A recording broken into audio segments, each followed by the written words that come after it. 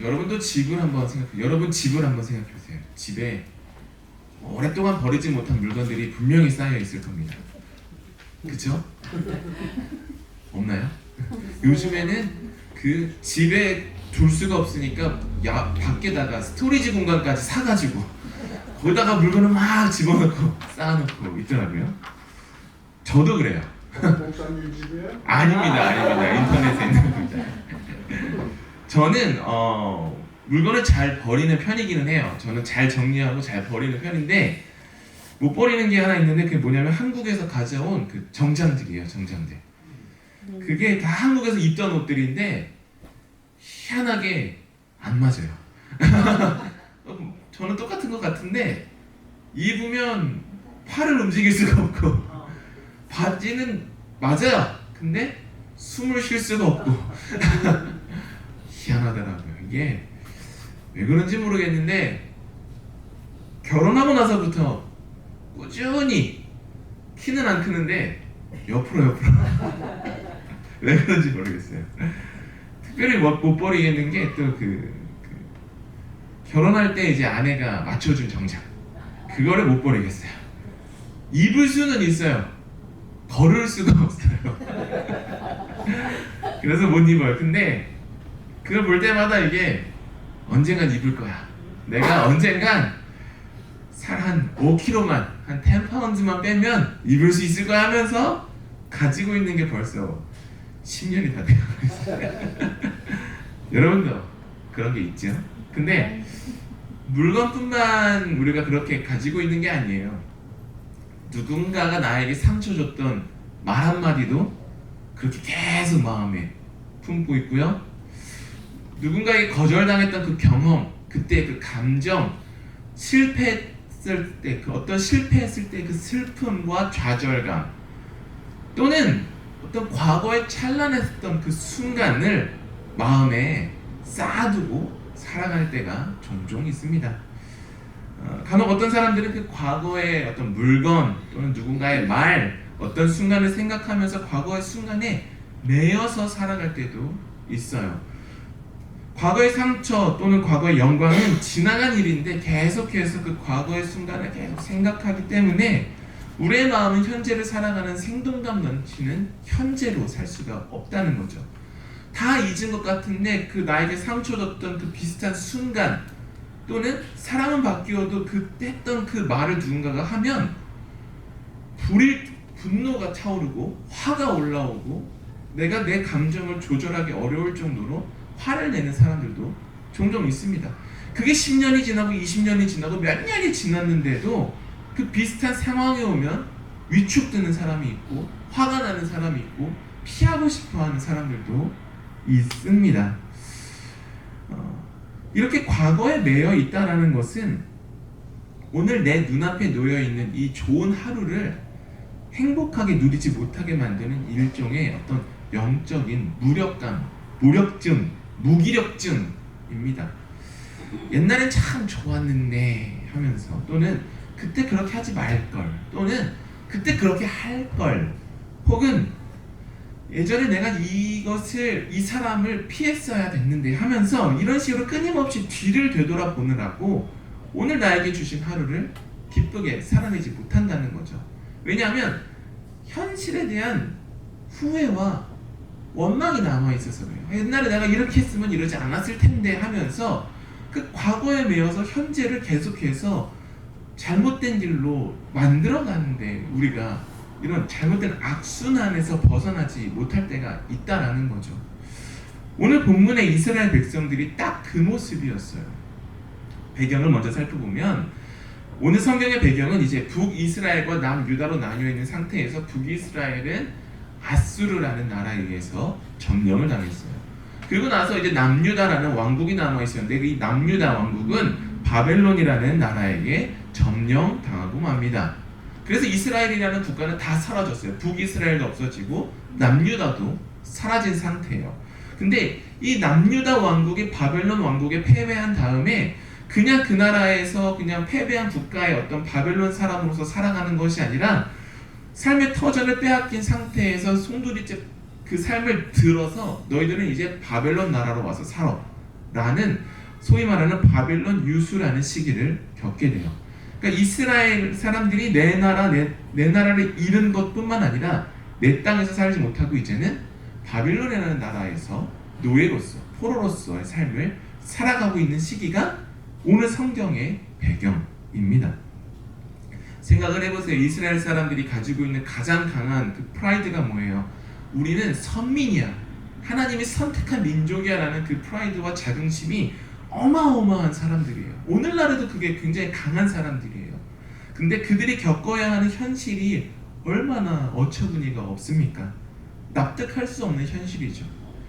그래서 그들은 지독한 무기력증 그리고 집단적 트라우마 아래에서 고통받고 있었어요.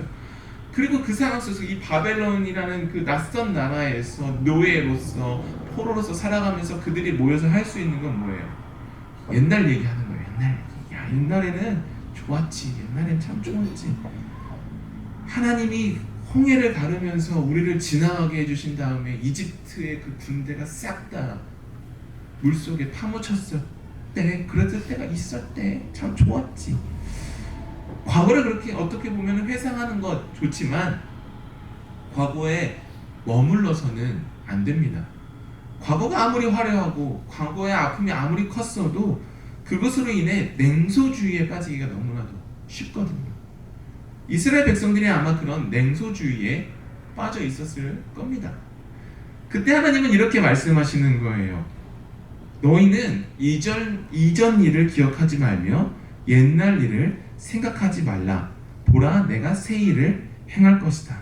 오늘 본문에서 하나님이 선지자 이사야를 통해서 말씀하시는 것, 이전 일을 기억하지 말고 옛날 일을 생각하지 말라는 것은요, 이스라엘 역사상 가장 찬란했던 순간, 그 출애굽 사건을 더 이상 기억하지 말라는 거예요. 하나님은 그 위대했던 과거마저도 이제는 내려놓으라고 말씀하고 계시는 겁니다. 왜냐? 과거에 갇혀 있으면 오늘 내 삶에 찾아오는 그 하나님을 볼 수 없기 때문입니다. 그렇다면 오늘을 살아가는 우리에게 이제 더 이상 우리는 노예도 아니고 포로도 아니고 과거를 회상할 출애굽 사건도 없는데 오늘을 살아가는 우리를 과거에 묶어두고 현재 일하시는 하나님을 보지 못하게 하는 과거라는 이름의 벽은 어떤 모습으로 찾아올까? 제 생각에는 크게 네 가지의 모습으로 찾아오는 것 같아요. 첫 번째는 지나간 과거의 영광과 화려함에 매여 있는 거예요. 이런 사람들이 있어요. 내가 옛날에는 얼마나 잘 나갔는 줄 알아? 막 이렇게 막 안 물어봤는데 자꾸 얘기해주는 사람들이 있어요. 야, 내가 예전에는 이렇게 잘 나갔는데, 내가 뭐 우리가 지금은 이민 생활하고 있어요. 한국에 있을 땐 내가 얼마나 잘 나갔는데 말이야. 막 이런 사람들도 있죠. 젊었을 땐 내가 얼마나 잘 나갔는 줄 알아? 막 이런 사람들이 있어요. 인정하죠. 아, 그렇게 할 수 있죠. 그럼 나는 그 사람이 아니니까 인정해 줄 수 있어요. 근데 그렇게 살아가는 사람은요, 계속 과거에 매여 있는 사람인 거예요. 사실은 이미 몸은 변했고 삶의 자리는 다 바뀌었잖아요. 그렇죠? 그럼에도 불구하고 버리지 못하는 옛날 옷처럼 이미 지나간 과거의 영광만 계속 붙들면서 그것만 생각하면서 살아가는 사람들이 있습니다. 여러분이 그랬다는 게 아니라 이스라엘 백성들이 그랬다는 거예요. 찔리세요? 이스라엘 백성들은 바벨론 포로라는 이 처참한 현실 속에서 계속 옛날 일만 얘기하고 있었던 거예요. 하나님이 우리를 광야에서 먹이시고 입히시고 적들이 찾아오면 다 이기게 해주시고 홍해를 갈라서 우리를 지나가게 하시고 이집트는 다 쓸어버려 주셨는데 그때가 좋았는데 라면서 지나간 은혜만 계속 추억하고 살았다는 거예요. 하지만 과거의 화려함에 갇혀있는 사람은 역설적으로 오늘 나를 위해서 일하시는 그 하나님을 기대하지 못하게 돼요. 이 사람들은 옛날 얘기만 하고 끝나요. 옛날 얘기하고 어떻게 해요? 현실을 보면서 아, 지금 이게 뭐냐 하면서 그냥 대화가 끝나버리는 거죠. 그래서는 오늘 일하시는 하나님을 기대하는 자리까지 나아갈 수 없습니다. 과거는 화려했지만 현재는 비참할 때 이 현상은 더욱더 극대화됩니다. 그러면서 영적인 냉소주의에 머무르게 만들죠. 두 번째는 지나간 선택에 대한 후회와 아쉬움이에요. 이런 거죠. 아 그때 그 집을 내가 빚을 내서라도 샀어야 됐는데 막 이런 거. 아니면 뭐 주식 투자하시는 분들은 아 그때 그걸 내가 샀어야 되는데 느낌이 왔었거든 막 이러면서 테슬라를 샀어야 되는데 막 이런 사람들이 있죠. 그때 그 말을 내가 하지 말걸 하면서 어떤 관계에서의 후회도 하는 사람들이 있어요. 또는 그때 그 직장을 그만두지 말고 내가 계속 붙잡고 있을 걸, 좀 더 참아볼 걸 하는 사람들도 있죠. 우리는 끊임없이 이미 지나간 과거의 갈림길을 복귀하면서 오늘이라는 시간을 허비할 때가 종종 있습니다. 이것은 운전할 때 이제 앞을 보지 않고 계속 그 리어뷰 미러만 보는 거예요. 계속 뒤로만 보는 거예요. 아 뒤에 차가 따라오는데 어떡하지? 그러다 보면 어떻게 돼요? 앞에 있는 장애물을 보지 못하고 꽝 부딪히는 순간이 생기죠. 뒤만 보고 달리니까 그렇게 되는 겁니다. 지나간 선택에 대한 후회는 오늘을, 내일을 절대로 바꿀 수 없음을 기억하시길 바랍니다. 세 번째는 누군가가 나에게 남긴 원망과 쓴뿌리예요. 여러분 솔직히 말해보면 누군가가 나에게 상처 줬을 때 그 상처를 잊는 게 쉬운가요? 그거 안 쉬워요. 어려워요. 그 사람 얼굴만 보면 떠오르고요. 그 사람이 무슨 얘기를 할 때 그런 뉘앙스가 느껴지는 순간 우리는 어떻게 돼요? 바로 방어 기제가 올라와서 마음을 닫고 또는 회피해버리려고 하는 어떤 본능적인 보호 기제가 일어나게 됩니다. 학창 시절부터 지금까지 들었던 어떤 거절을 주는 말 또는 상처를 주었던 말 또는 가정 안에서 오랫동안 쌓여왔던 어떤 상처, 믿었던 사람에게 당했던 그 배신 이런 건요 그 어떤 나무의 깊은 나이테처럼 이 마음에 남아서 우리를 평생 괴롭혀요. 막 아무리 잊으려고 다짐해도 누군가가 비슷한 말투만 하면 누군가가 비슷한 태도만 보이면 이게 다시 올라와서 우리 삶을 힘들게 만듭니다. 그러나 오랜 상처를 자꾸 끌어올려서 묵상하는 것은 지나간 상처가 나의 삶까지 조종하도록 내버려 두는 것입니다. 상처를 준 사람은 이미 떠나가 버렸어요. 또는 그 시간은 이미 다 떠나가 버렸습니다. 과거의 상처를 묵상하는 일은 나를 여전히 과거의 감옥에 가두어 두는 것임을 기억하시길 바랍니다. 네 번째는 이런 거예요. 과거의 실패의 경험으로 스스로에게 어떤 라벨링을 계속 하는 거예요. 뭐 이런 거죠. 새로 사귄 최근에 어떤 친구가 있어요. 근데 좀 뭔가 사이가 다시 엉켜졌어요. 그러면은 우리는 스스로 이렇게 생각하는 거예요. 나는 원래 인간관계에 서투른 사람이야. 나는 원래 이런 사람인데 뭐 어쩌겠어 라고 하면서 자포자기를 해버리는 겁니다.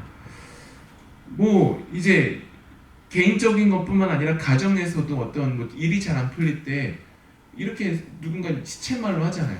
우리 집안은 원래 이랬어 하면서 안 되는 집안인가 봐 막 하면서 막 사주팔자를 가지고 오고 막 하면서 원래 안 돼라는 어떤 라벨링을 하는 거죠. 나에게 나는 이 정도밖에 안 되는 사람인 걸 뭐 어쩌겠어 하면서 스스로에게 실패자라는 어떤 라벨을 딱 붙입니다. 그러면서 어떤 새로운 일을 시작하려고 하기보다는 그 전에 이렇게 얘기하는 거예요. 전에도 안 됐는데 이번에 하면 뭐가 되겠어? 라고 하면서 스스로 단정짓고 무기력증에 빠져서 아무것도 하지 못하는 상태가 되는 거죠. 사랑하는 성도 여러분, 과거의 화려함, 후회, 상처의 쓴뿌리 또는 실패의 라벨, 이 네 가지 벽은 우리의 힘과 결단으로 도저히 깨트릴 수 없는 벽들이에요. 그래서 하나님은 우리에게 야, 좀 더 열심히 해봐 라고 말씀하지 않으세요. 그걸 잊고 새 출발해봐, 좀 더 열심히 노력해봐 라고 말씀하지 않으셔요. 19절 말씀 보면 이렇게 말씀하고 계시죠. 보라, 내가 새 일을 행하리니 이제 나타낼 것이다. 너희가 그것을 알지 못하겠느냐?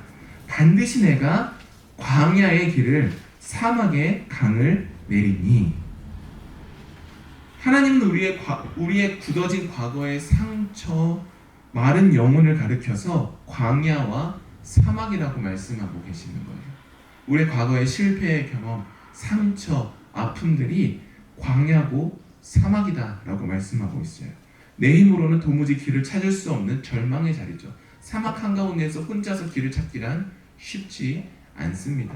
그 사막에서 물을 찾는 것도 쉽지 않죠. 내 힘으로는 도무지 어떻게 할 수가 없는 그 절망의 자리입니다. 우리는 이렇게 생각해요. 내 마음의 상처가 다 아물면, 내 삶의 문제가 다 해결되면 새롭게 어떤 일을 시작할 수 있을 거야 라고 생각해요. 그러나 하나님의 방식은 달라요. 하나님은 사막을 없애주시는 것이 아니라 사막 한가운데로 마르지 않는 강물을 내주시는 분이라는 거예요. 우리는 이렇게 얘기해요. 하나님, 이 사막이 너무 힘드니까 빨리 좀 치워주세요 라고 기도를 하지만 하나님은 아니야, 너가 이 사막을 갈 수 있게 내가 길을 내주고 내가 너가 마실 수 있는 물을 줄 거야. 너는 이 길을 따라 걸어가고 힘들 때 물을 마시면서 이 사막을 통과하면 되라고 말씀하시는 게 하나님의 방법이라는 거죠. 우리가 생각하는 것과 하나님의 방식은 이렇게 다른 거예요. 그렇게 우리가 할 일은 뭐예요? 광야와 같은 이 사막과 같은 고통의 자리에 머무르면서 원망하고 자책하고 후회하고 난 원래 이런 사람이야 라고 머물러 있는 것이 아니라 그곳까지 찾아와 주셔서 우리에게 길을 보여주시고 우리에게 마르지 않는 물을 주시면서 이거 마시고 힘내서 걸어가라고 말씀하시는 하나님과 함께 그 순간을 통과해 지나가는 겁니다. 그게 우리가 해야 할 일입니다. 우리에게 아무런 소망이 없어 보이고 희망을 찾을 수 없어 보여도 포기하지 마십시오. 저에게 누군가가 찾아와서 목사님, 희망이 세상에 어디 있습니까? 라고 물어본다면 저는 좋으신 하나님이 아직도 살아계시다라고 대답할 겁니다. 제 아무리 추운 겨울이 와도요, 뿌리가 살아있는 한 식물은 죽지 않습니다.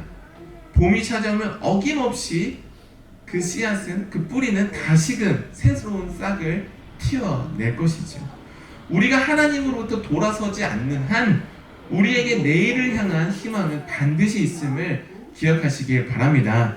우리가 할 일은 과거의 아픔, 과거의 후회, 화려함에 매여 있는 것이 아니라 광야의 물을, 사막의 강을 내어주시는 하나님을 바라보며 내일을 향해 한 걸음 한 걸음 걸어가는 것입니다.